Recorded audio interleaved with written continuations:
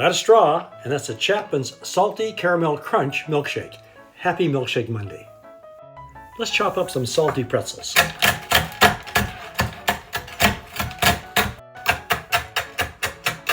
Let's apply some salted caramel sauce. And we'll rim with our pretzels. And we'll put our glass in the freezer to chill. 3 scoops of Chapman's Salty Caramel Crunch ice cream. And a half a cup of milk. Well, let's fire up the old blender.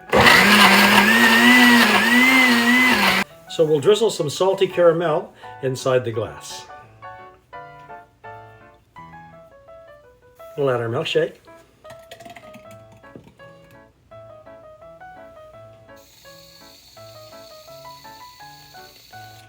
We'll add a salted caramel cookie chip.